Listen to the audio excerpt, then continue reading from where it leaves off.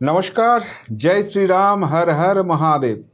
बंगाल का जनता बहुत उम्मीद के साथ यहाँ पर डबल इंजन का सरकार बना दिया, लेकिन जो उम्मीद था वो इतना जल्दी और इतना वंदे भारत का स्पीड में फुलफिल होगा ये शायद किसी ने सोचा नहीं था। लेकिन यही तो होता है डबल इंजन का कमाल, यही तो होता है नरेंद्र मोदी जी का मिशन और विजन।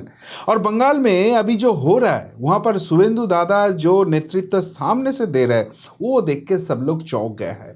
मंडे एक बहुत ही स्पेशल दिन होने वाला है, बंगाल में बहुत बड़ा धमाका होने वाला है। लेकिन उससे पहले एक से बढ़कर एक खुशखबरी पूरा बंगाल के लिए आ गया है। पहले ही जो खुशखबरी आया है वो इंडस्ट्री लेके देखिए।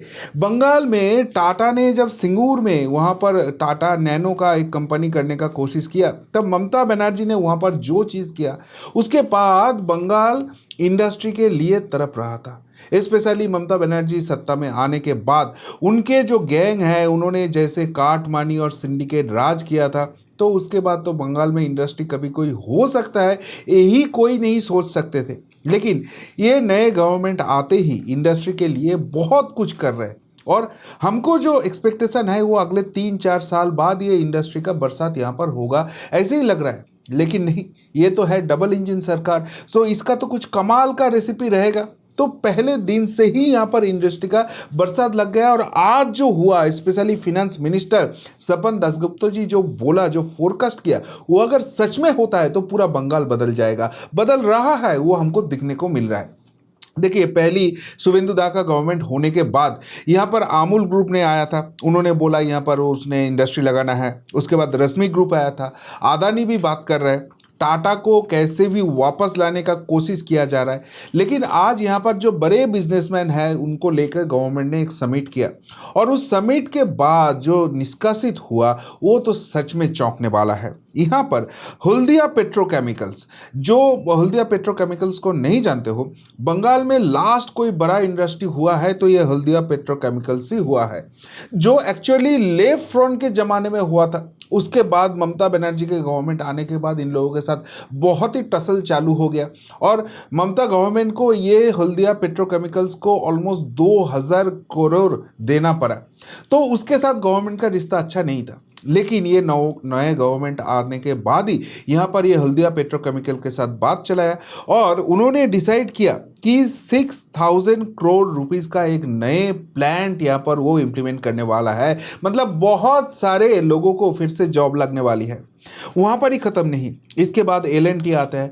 एल ने बोला यहाँ पर 30 मेगावाट का एक बड़ा सा डेटा सेंटर बनाएंगे। तो उसके मतलब क्या होगा, ऑलमोस्ट 25,000 डेटा साइंटिस्ट यानी कि सॉफ्टवेयर इंजीनियर को यहाँ पर जॉब लगने वाली है। आपको मालूम है बंगाल में एक से बढ़कर एक इंजीनियरिंग कॉलेज है, मैं खुद भी एक इंजीनियर हूँ। लेकिन अनफॉर्चुनेट है ये कि कलकत्ता में जॉब करने का कोई जगह ही नहीं है, क्योंकि वही सेक्टर 5 हुआ था और उसके बाद वहाँ पर जो बड़े कंपनी थे सब लोग ताला लगा के यहाँ से जा रहा है, नए कोई इंडस्ट्री वहाँ पर नहीं आ रहा है। लेकिन एल का अगर सच में ये डेटा सेंटर होता है तो वहाँ पर एक बड़ा धमाका होने वाला है और भी बड़े आईटी कंपनीज यहाँ पर इन्वेस्टमेंट करने के लिए ज़रूर आएंगे। ऊपर से यहाँ पर पियरलेस ग्रुप ऑफ हॉस्पिटल्स जो है उन्होंने बोला यहाँ पर 1000 करोड़ का ये इन्वेस्टमेंट करने वाला है और उसमें भी 400 करोड़ जो होगा वो कैंसर स्पेशल हॉस्पिटल के लिए जाएगा। मतलब हेल्थ सेगमेंट में भी यहाँ पर बड़े से बड़े इन्वेस्टमेंट आ रहा है। एक्चुअली यहाँ पर आप देखो तो पंच मंडप बना दिया था नरेंद्र मोदी जी ने। यहाँ का जो नीति आयोग है वहाँ का vice chairman doctor Ashok Lahiri को बनाया गया, जो एक्चुअली सोचा जा रहा था कि उनको फिर से इलेक्शन लड़ाया जाएगा और यहाँ का फिनेंस मिनिस्टर का पोस्ट दिया जाएगा। लेकिन नहीं, उनके लिए और भी बड़ा स्कोप कर दिया। दूसरे आप देखिए वही जो नीति आयोग है वहाँ का हेल्थ सेगमेंट का एक मेंबर बना दिया डॉक्टर गोवर्धन दास को, जो यूएस में रहते हुए एक साइंटिस्ट था और मतलब भारत के नाम पूरा विश्व में उसने रोशन किया, उनको लगा दिया।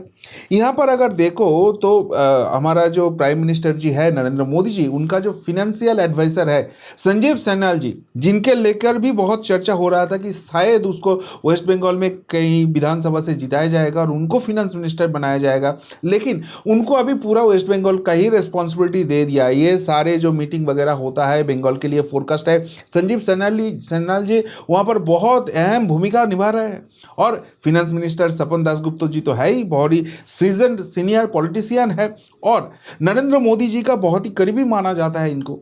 सीएम शुभेंदु अधिकारी जी तो है ही। तो ये पंच पांडव मिलके ये बना रहा है सारी योजना और वो जा रहा है डायरेक्ट पीएम मोदी जी के पास। और उनके कनेक्शन, उनके आशीर्वाद अगर रहेगा तो वहां पर तो फूल खिलने ही वाला है। और वही चीज बंगाल को देखने को मिल रहा है। मतलब इंडस्ट्री जो बंगाल के लिए पूरा दरवाजा रुक के बैठे थे, अभी वो दरवाजा वाइड ओपन हो गया और बंगाल में हर रोज कुछ ना कुछ नए इन्वेस्टमेंट के बात सुनने को मिल रहा है। मतलब एक साइड में जब गवर्नमेंट जॉब की तैयारी चल रहा है, दूसरे साइड में ऐसे non government sector, industry sector, वहां पर भी बहुत भारी रकम का इन्वेस्टमेंट का बात सामने आ रहा है। डबल इंजन का फायदा है, लेकिन सबसे बड़ा फायदा होने वाला है ये अभी बंगाल में भी चालू हो जाएगा यूसीसी। मतलब आपको मालूम है ये जो यूसीसी है, इसके पहले आसाम, उत्तराखंड और गोवा, ये 3 राज्यों में ये इंप्लीमेंट हो गया था। अभी बंगाल होगा 4th स्टेट, क्योंकि मंडे जो बजट सेशन है उसका आखिरी दिन है और वहां पर सीएम शुभेंदु अधिकारी जी स्पेशली ये बिल लेने के बात कर रहे हैं। तो इसके मतलब यहाँ पर देखो बंगाल का डेमोग्राफी बहुत फास्ट चेंज हो रहा है। एक तो कारण है वो जो घुसपैठिए आ रहे थे, जिसके लिए ममता बनर्जी ने पूरा बंगाल को एकदम ओपन कर दिया था, कोई फेंसिंग होने नहीं दे रहा था, तो वो तो स्टॉप हो रहा है। दूसरी बात है कि ये जो यहाँ पर मुस्लिम कम्युनिटी है वो 3-4 शादी कर सकता है, तलाक कभी दे सकता है। तो मतलब जो हमारा डॉक्टर श्यामा प्रसाद मुखर्जी का सपना था कि एक देश होगा तो उसके एक ही निशान, एक ही विधान और एक ही संविधान रहेगा, वो वाला चीज़ फाइनली बंगाल में अभी इम्प्लीमेंट होने वाला है। मतलब 3 तलाक तो गया है, लेकिन यहाँ पर ममता दीदी ने तो अपने वोट बैंक के लिए वो रास्ता ओपन छोड़ रखे थे, वो सारे चीज़ अभी जाने वाला है। या मुस्लिम महिलाओं जो है उनका तो एक तो वो तलाक वाला चीज़ वहाँ पर उनको फैसिलिटी मिलने वाला है।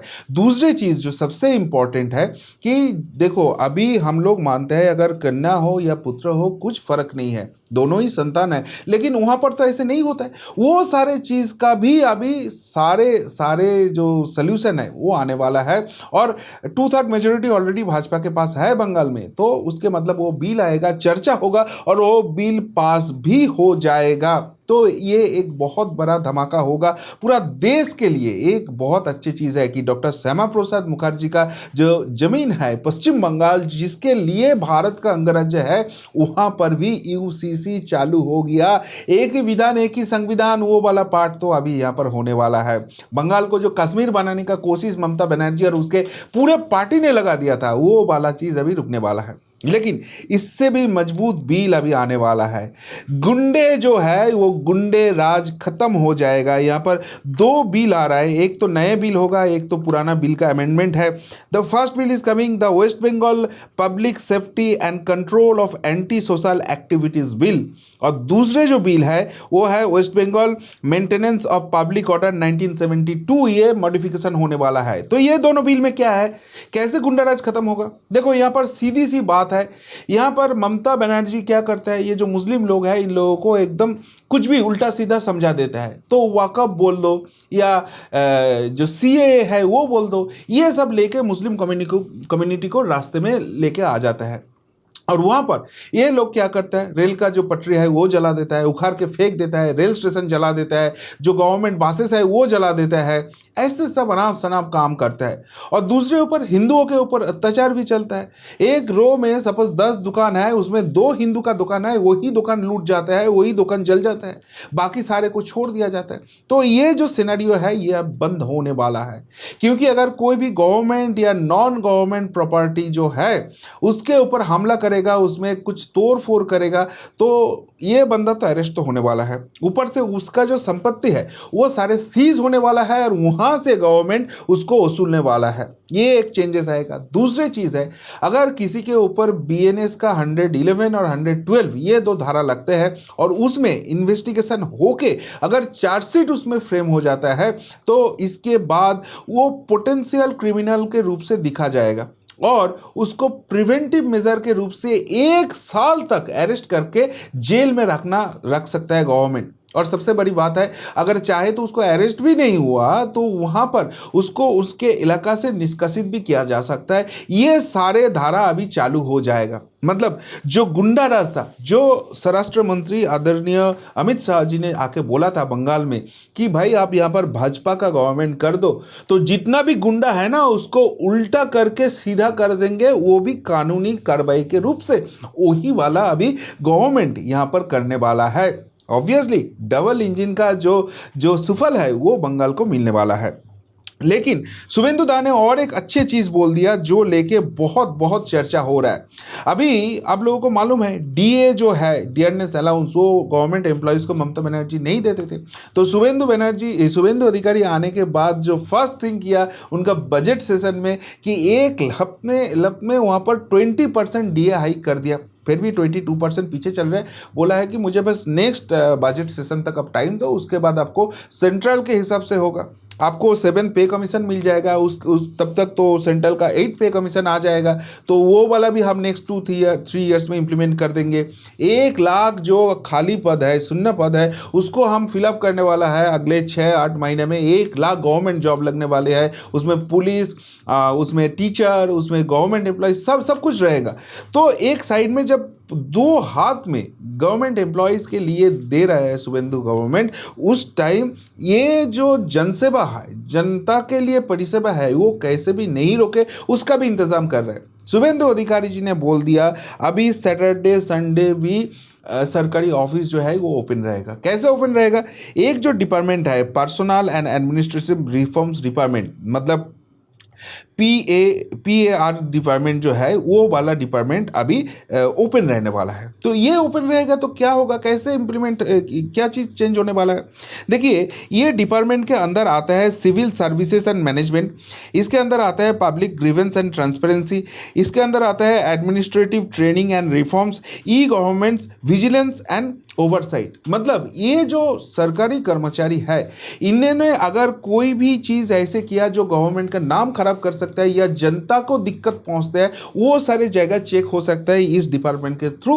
वो डिपार्टमेंट अभी हफ्ते में 7 दिन ही ओपन रहेगा और ऐसे ही इसका रोस्टर बनाया जा रहा है। और इसके मतलब एक इंडिकेशन तो आ रहा है कि अगले दिन जो गवर्नमेंट एम्प्लॉयज़ है उसको ऑब्वियसली वीकली ऑफ तो मिलेगा, लेकिन वो सैटरडे संडे है तो कुछ सरकारी काम नहीं होगा, ऐसे वाला दिन खत्म होने वाला है। अगले दिन ऐसे आएगा कि भाई हर कोई को 1 या 2 दिन जो भी गवर्नमेंट नॉर्म के हिसाब से छुट्टी है वो तो मिलने वाला है, लेकिन 7 दिन ही ये सरकारी जो ऑफिस है ये ओपन रहने वाला है और जनता जनार्दन को ये पूरा 7 दिन का यूटिलाइजेशन करने के लिए मौका मिलेगा। मतलब बहुत सारे लोग होता है जो काम करता है और उसको वीकली ऑफ मिलता है, लेकिन तब सरकारी दफ्तर भी जब बंद होता है तो इनका काम तो रुक जाता है। तो ये जो दिक्कत का सिनेरियो है वो वाला चेंज होने वाला है। ऊपर से बंगाल में इतने सारे इन्वेस्टमेंट आ रहा है, इतने सारे नए रिक्रूटमेंट हो रहा है, तो सब जो है उसको स्ट्रीमलाइन करना है और उसके लिए ये गवर्नमेंट 24/7 फंक्शन होने वाला है। ऐसे ही एक इंडिकेशन आ रहा है। अगर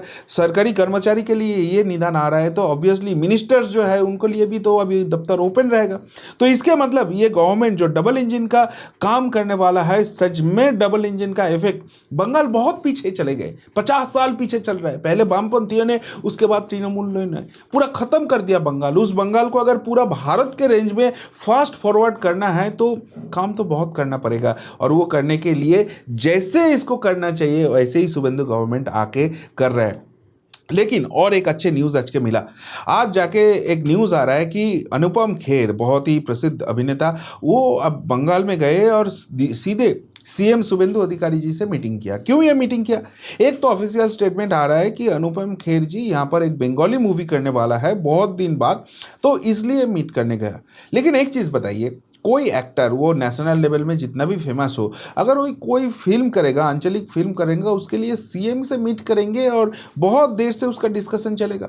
जो न्यूज़ हमको मिल रहा है वो है अनुपम खेर जी अभी बंगाल में एक एक्टिंग का स्कूल ओपन करने वाला है। इसके मतलब दिल्ली में बैठ के जैसे फैसिलिटी मिलता है वो अभी बंगाल के मिलेगा, और बंगाल में तो एक से बढ़कर एक एक्टर मिलता है। सारे जो इंडस्ट्री है आप देख लीजिए, वहाँ पर बहुत सारे बंगाली जो अभिनेता अभिनेत्री है वो लोग काम करते हैं। तो अभी वो जो स्कूलिंग है वो बंगाल में ही चालू हो जाएगा। तो बंगाल का जो आर्ट है, जो हेरिटेज है, वो आर्ट हेरिटेज फिर से रिफॉर्म होने वाला है और ऑल इंडिया लेवल में वो चांसेस बढ़ने वाला है। मतलब ये भी एक बहुत ही पॉजिटिव शानदार धमाकेदार न्यूज़ आ गया है।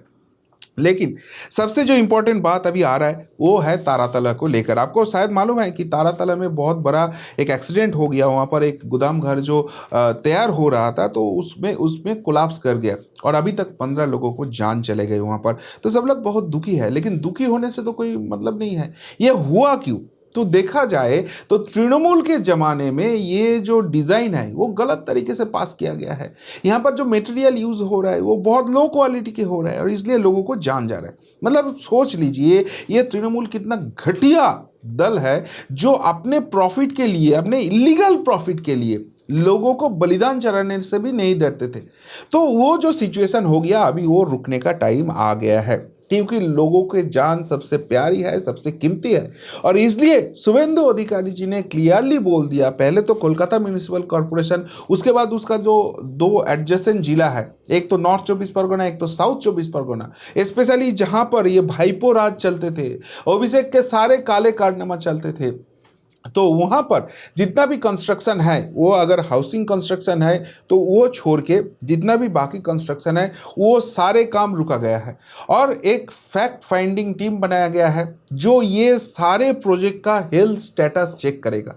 और वो हेल्थ स्टेटस चेक करने के बाद वो अगर एज पर रूल है, वहाँ पर सारे सेफ्टी एंड सिक्योरिटी मेजर लिया गया है, तभी उसको काम करने के मौका मिलेगा। अभी तो 31 जुलाई तक ये पूरा काम बंद है। लेकिन यहाँ पर सबसे इंपॉर्टेंट बात है, ये सारे जो प्रोजेक्ट चल रहा है ये मैक्सिमम अप्रूवल हुआ था ओएसडी ऑफ फिराद हाकिम इन म्यूनिसिपल कॉरपोरेशन कोलकाता, कालीचरण बोल के एक बंदा है उसके थ्रू। जो कालीचरण एक्चुअली ये अभिषेक बनर्जी के बहुत क्लोज हुआ करते थे और यहाँ का जो गवर्नमेंट एम्प्लॉयज है वो बोल रहा था कि अभिषेक बनर्जी जैसे इंस्ट्रक्शन भेजते थे उसके हिसाब से ये कालीचरण सारे पास करा देते थे। वहाँ पर रूल्स रेगुलेशन का कुछ भी चीज़ नहीं माना जाता था। उसके मतलब ये वाला जो एक्टिविटी होगा उसमें अभिषेक बनर्जी का काले कारनामा का और भी एक चीज़ सामने आने वाला है, बहुत बड़ा स्कैम ये रिवील होने वाला है। लेकिन सबसे इंपॉर्टेंट बात है, बंगाल का जनता का जान इतना कीमती है, उसको प्रोटेक्ट करने का काम ये गवर्नमेंट कर दिया है। और उसके लिए अगर काम रुकाना पड़े तो उसके लिए भी चलो ये गवर्नमेंट तैयार है। तो सब कुछ मिलके जिस साइड में देखो अभी पॉजिटिव वाइब्स ही आ रहा है इस गवर्नमेंट में, और सच में डबल इंजन सरकार बनाने का रियल फायदा बंगाल को बस 1-1.5 महीने के अंदर ही मिलने को चालू हो गया। क्या बोलेंगे शुभेंदु दादा का ये सारे कारनामा लेकर? अगर कुछ बोलना है तो जरूर कमेंट बॉक्स के कमेंट करके बताइए। अभी के लिए इतना ही, मिलता है बहुत जल्द। नमस्कार, जय हिंद, वंदे मातरम।